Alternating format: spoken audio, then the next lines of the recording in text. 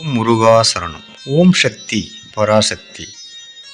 சப்த மாதர்கள் ஒரே மேடையில் அமர்ந்து அருள்பாலிக்கும் அற்புத காட்சி.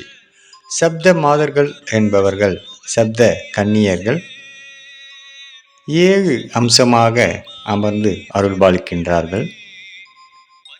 ஒவ்வொரு அம்சமாகவும் அந்த அம்சத்தின் அருள்நிலையை பற்றியும் நாம் இப்பொழுது பார்க்கலாம். ஒரு மனிதன் வாழ்நாளில் பிறப்பிலிருந்து வாழ்நாள் முழுவதும் எப்படி வாழ்வதற்கு சப்த மாதர்கள் அருள் பாலிக்கின்றார்கள் என்பதை பற்றி நாம் இப்பொழுது பார்ப்போம். முதலில் கருவாகி உருவாக பிரம்ம எனும் அம்சமாக படைக்கும் தொழிலை செய்பவர். அந்த படைப்புக்கு ஒரு அம்ச நிலையாக பிரம்மாகி என்ற அம்சத்துடன் இந்த புவியில் நாம் பிறப்பதற்கு அந்த சக்தி நமக்கு உருவெடுத்து நம்முடன் பயணிக்கின்றது. அதன் பிறகு இந்த புவியில் பிறந்தவுடன் ஆயுள் ஆரோக்கியத்துடன் எந்த நிலை வந்தாலும் வந்த நிலையை மறக்காமல் இங்கு வாழ்வாங்கு வாழ்வதற்கு சிவனருள் நிச்சயமாக தேவை. அந்த சிவசக்தி ரூபமாக மகேஸ்வரி என்ற அம்சமாக இரண்டாவது சக்தியாக நம்முடன் பயணம் செய்ய ஆரம்பிக்கும் சக்தி நிலை. அதன் பிறகு 3 நிலைகள் ஒன்றாக சேர்ந்த சக்தி முருகசக்தி. முருகன் என்றாலே முருகு என்றால் முகுந்தன், ரு என்றால் ருத்ரன், கா என்றால் கமலத்தில் பிறந்தவன். இந்த 3 நிலையும் ஒன்றாக இருந்து முருகு சக்தியாக கௌமாரி என்ற அம்சத்துடன் நம்முடன் சகல செல்வங்களும் தைரியமும் கொடுத்து அருள்பாலிக்கும் சக்தியாக கௌமாரி சக்தி விளங்குகின்றது. அதன் பிறகு இங்கு கலியுகத்தில் வாழ காக்கும் கடவுளாக செல்வ நிலை உயர்ந்து சீரும் சிறப்புடன் வாழ்வதற்கு திருமால் அருள் வேண்டும் என்பார்கள். அந்த திருமால் அருள்நிலையோடு இருக்கும் சக்தி வைஷ்ணவி என்ற சக்தியாக நம்முடன் அருள்பாலித்து இங்கு நல்ல வாழ்க்கை வாழ்வதற்கு நம்முடன் வைஷ்ணவி என்ற சக்தி இருக்கின்றது.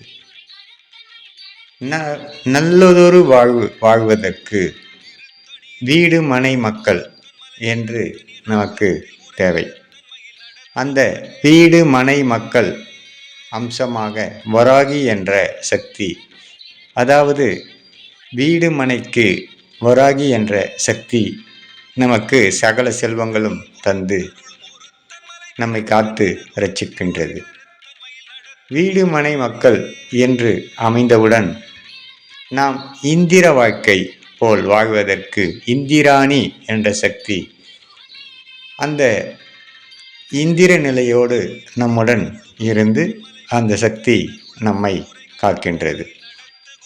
அதன் பிறகு சகல சம்பத்தும் சகல செல்வங்களும் இருந்து நாம் வாழும்போது கண் திருஷ்டி, பில்லி சூனியம் போன்ற எதிரிகளால் தாக்கப்படுவதால் அந்த தாக்கம் இல்லாமல் நம்மை காத்து ரட்சிக்கும் சக்தியாக சாமுண்டி என்ற சக்தி நமக்கு கூடவே இருந்து நம்மை காத்து இந்த உலகில் வாழ்வாங்கு வாழ்ந்து சகல செம்பத்துடன் வாழ்வதற்கு சாமுண்டி என்ற சக்தி சிவ ரூப சக்தியாக இருந்து காத்து நம்மை இங்கு வாழ வைக்கின்றது. இந்த 7 நிலைகள் ஒரே நேரத்தில் அருள்பாலிக்கும் இடமாக சப்த மாதர்கள் அமர்ந்து அருள்நிலை அருள்பாலிக்கும் நிலையை மக்கள் நலனுக்காக பதிவு செய்கின்றனர். ஓம் சக்தி வணக்கம். இந்த கோயில் உருவானது சின்ன குடிசை மூலமாக உருவாகி அதற்கு மேல் சீம ஓடு போட்டு சீம ஓட்டில் வழிபாடு பண்ணி இருந்தோம். அது பக்கத்தில் ஒரு பனைமரம் இருந்து பனைமரத்தை வழிபாடு அது கன்னியம்மன் சொல்லி வழிபாடு பண்ணி கொண்டு வந்தோம். அந்த மரமும் இயற்கை சீற்றத்தினால் மரம் பட்டு போய் காஞ்சி போச்சு. அதனால் காஞ்சி போனதுனால மறுபடியும் அந்த இடத்தில் ஒரு வேப்ப மரம் உருவாகி அந்த மரம் இப்போ காட்சி ஓவராக காட்சி அப்படி தருகிறது. இப்போ அது பெரிய கோயிலாக உற்பத்தி ஆகி இந்த கன்னியம்மனை பங்காளிகள் அனைவரும் வழிபட்டு வெளியாள்களும் வழிபடுகிறார்கள். அதனால் இந்த கோயில் எந்த குறைபாடும் இல்லை. யார் எந்த குறைகள் நடந்தாலும் இதை பிரார்த்தனை செய்து கொண்டு போனால் நல்லபடியாக நடைபெற்று கொண்டு வருகிறது. அதனால் இந்த கோயில் கிராமத்தில் இந்த கன்னியம்மன் ஆலயம் பல பிரபலமாக உள்ளது.